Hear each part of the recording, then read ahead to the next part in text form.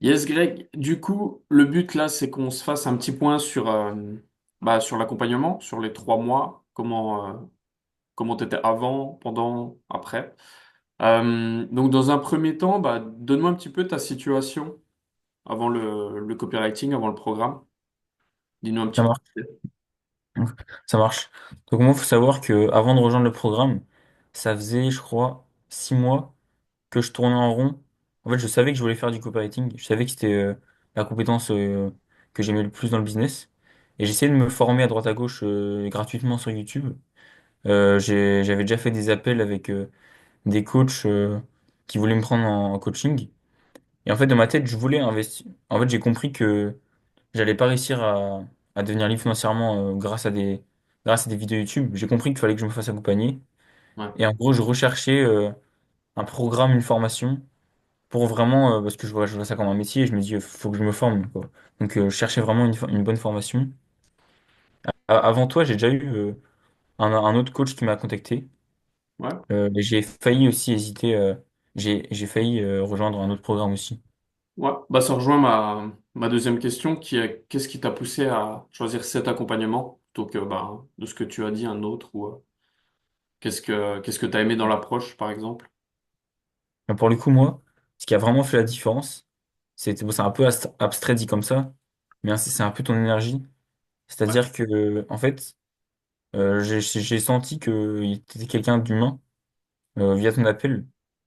L'appel de closing, j'ai pas vécu comme un appel de closing, mais je l'ai vécu comme un peu de l'aide. Tu m'as corrigé, je me souviens, tu m'avais corrigé des mails. Et j'ai bien aimé en fait ton approche. T'étais posé, t'avais l'air humain. Et contrairement ouais, à d'autres appels que j'ai eu avec différents coachs où ils étaient agressifs, ils y rentraient dans l'émotionnel en closing, bah toi en fait c'est vraiment ton appel de closing parce qu'il faut savoir que tu m'as démarché, je te connaissais pas du tout. Et ouais. ouais c'est vrai, c'est l'appel C'était qui a sur fait la Instagram, différence. je crois. Ouais c'est ça. Ouais. Et ouais quand tu m'as démarché, j'étais pas là en mode oui bah c'est bon, je vais investir, c'est vraiment l'appel qui a créé la confiance.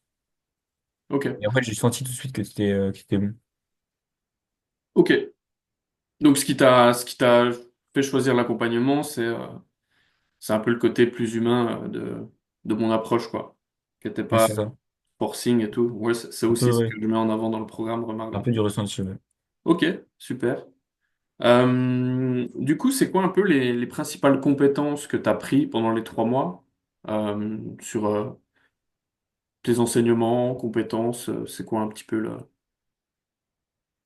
Bah, T'as principalement, senti je dirais évoluer? c'est le copywriting en fait. Mais Ouais, euh, c'est vrai. mais ouais, c'est après ouais, j'ai aussi pris de l'aisance en appel de vente. Faut Ouais, savoir que moi, c'est mon plus gros problème. Et pendant mon tout premier appel de vente, j'étais stressé et tout. En plus j'étais dans un camping, c'était. Mais ouais, là, je suis plus à l'aise. Je suis pas encore très bon, mais j'ai carrément ça pris va venir. de l'aisance en appel. Et même ouais, niveau copywriting, bah, je suis plus productif et tout. Ouais, c'est vraiment le copywriting en particulier. Ok. Tu te sens plus confiant là à l'idée Ouais, d'apporter c'est des sûr. résultats à tes futurs clients? Ouais, c'est sûr. Bah, en fait, c'est logique. Ouais. Euh, je sais pas si je devrais dévoiler le programme là, mais en fait, ce que tu nous fais faire, c'est, je peux parler Ouais, vas-y, vas-y, parle. Pas de ce que tu nous fais souci. faire, c'est recopier des pages de vente à la main. Hmm.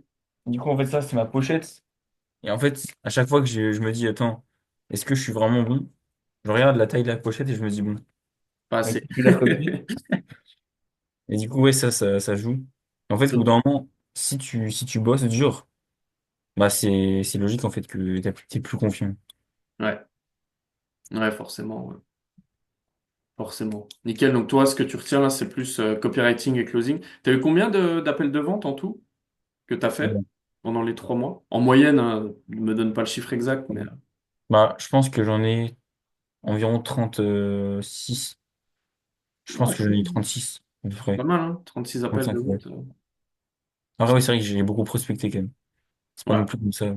Hmm. Ouais, c'était l'approche que je mettais en avant, qui là a changé. Maintenant, c'est plus une approche, on va laisser les gens venir à nous. Mais comme quoi, les deux approches fonctionnent. Les deux approches fonctionnent, donc c'est cool. Ok. C'est quoi tes résultats concrets suite à l'accompagnement? Toi, t'as déjà du deal au pourcentage, je crois. T'as eu déjà des témoignages, des choses comme ça. Pas de mission one shot, je crois. Vas-y, dis-nous un petit Non. peu. Il faut savoir que moi j'ai un gros problème avec le closing, donc j'ai pas réussi à closer de manière fixe un tarif comme ça. J'ai un deal au pourcentage avec quelqu'un qui vend un outil de trading. Ouais, J'ai un autre. En fait, en soi, j'ai trois deals au pourcentage, mais en soi, le pourcentage, c'est. On sait jamais ce qui peut arriver. Si ça se trouve, le mec, il va me ghost dès demain. En plus, c'est pas garanti, mais d'accord. disons que ouais, Pas un j'ai des contrat. deals au pourcentage. Ok. J'ai fait ma première. J'ai touché vraiment mes premiers sous grâce à ton agence, en fait. Ouais, c'est vrai que ouais. Mais oui, La au niveau des deals au mini-mission. pourcentage, vu que j'ai pas terminé l'émission, j'ai pas encore été rémunéré et tout. T'as pas encore été rémunéré. Mais ça va venir. Hésite pas à faire des contrats, hein. Je t'ai envoyé Mm. un contrat, hésite pas à tout Ouais. cloisonner ça, sinon des fois tu peux te faire avoir, donc fais attention avec ça. Ok, ok. En quoi l'accompagnement il a changé un peu ta vision du copy ou du business de manière générale? Est-ce qu'il y a un peu des changements de croyances, des nouveaux paradigmes que tu as Ouais. Bah, déjà, dans un premier temps, évolué? il a changé ma vision du copywriting. Parce qu'en Ouais. fait, dans ma tête, le copywriting, c'était un peu une tâche. En gros, pour moi, rédiger une page de vente, rédiger un mail, rédiger une VSL, c'était des tâches différentes. Et en fait, Mhm. en me formant, j'ai compris que, en fait, le copywriting, c'est juste respecter les bases. Une fois que tu as ces bases-là, tu peux être bon dans tout, quoi, faire des scripts de VSL, des pages de vente et tout. Ça a changé ma vision du copywriting là-dessus. Après, ouais, en fait, ça a changé ma façon de voir les choses dans le business en général parce que une fois qu'on a des compétences en copywriting, tout de suite, on voit les choses différemment. On voit, par exemple, un truc tout bête, quand on a une pub qui s'affiche sur YouTube, enfin, on comprend ce qui se passe en fait. Et ouais, Ouais. ça a changé ma façon de réfléchir. Forcément. Ouais, c'est un peu l'approche que je mets en avant, ce côté apprenez déjà à faire du copywriting, et après que ce soit des mails, des webinaires, des VSL, pages de vente, n'importe Ouais. quoi, c'est qu'une question de structure après, et de quelques connaissances en plus, mais globalement le copywriting c'est du copywriting. Ok, et dernière question, qu'est-ce que tu dirais à quelqu'un qui hésite à rejoindre le programme, quelqu'un qui se dit ouais, est-ce que c'est fait pour moi, est-ce que c'est pas fait pour moi, puis à qui tu le recommanderais, quel type de profil tu le recommanderais? Bah Si écoute, tu le moi, recommandes. de quoi? Si tu le recommandes, hein. Si Ouais, tu dis que c'est nul et puis que tu veux pas le recommander. Mais bah ouais, dis-nous un petit peu ouais. ça. Ouais, ça va paraître un peu bullshit, mais il y a un truc que j'aime bien chez toi, c'est que t'es quelqu'un d'humain. Faut savoir que en gros, je crois que l'accompagnement a duré un tout petit peu plus longtemps juste parce que, bah, t'as décidé de m'aider à fond, quoi. Et vraiment, cette approche humain, bah, c'est quelque chose je trouve, qui est assez rare dans le business parce que tout le monde veut une part du gâteau, il y a beaucoup de requins. Et en fait, moi, je conseillerais d'écouter le ressenti un peu. Parce qu'en fait, moi, c'est ce que j'ai fait quand j'ai rejoint l'accompagnement. C'est que j'ai écouté mon ressenti, je me suis dit, ouais, il a l'air humain. En fait, ouais, c'est un bon ressenti. Donc, ouais.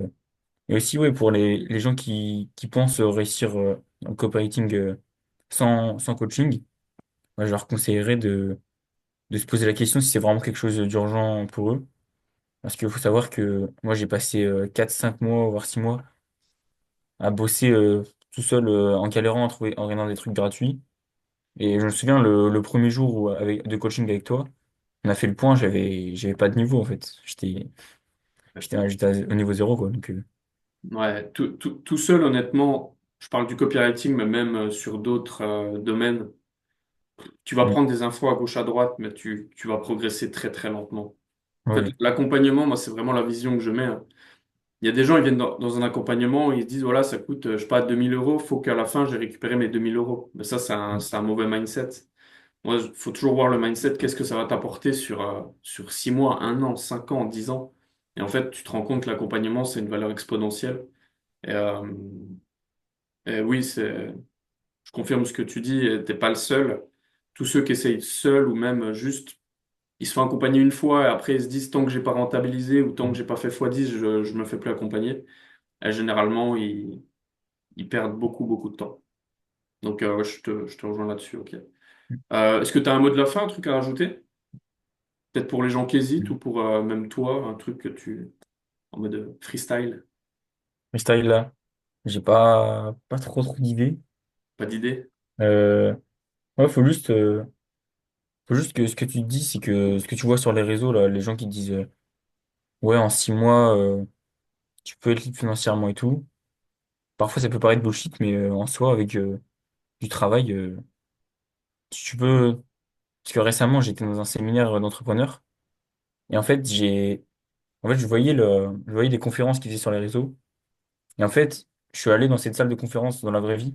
J'ai transpercé l'écran un peu. Et j'ai eu un déclic par rapport à ça. Et vraiment, ce que tu vois sur les réseaux, il y a beaucoup de gens qui vont te dire, ouais, c'est trop pour être vrai. Mais en soi, avec du travail, ça peut le faire, quoi. Ok, bah nickel. C'est des belles valeurs. Voilà. Ça correspond bien. Le bosseur. Voilà. Le bosseur. Pas trop abusé non plus, mais. Ok. Super. Bah écoute, merci pour cette petite interview. Et puis, euh, et puis je te souhaite bonne continuation et Voilà. puis plein de réussite. Merci.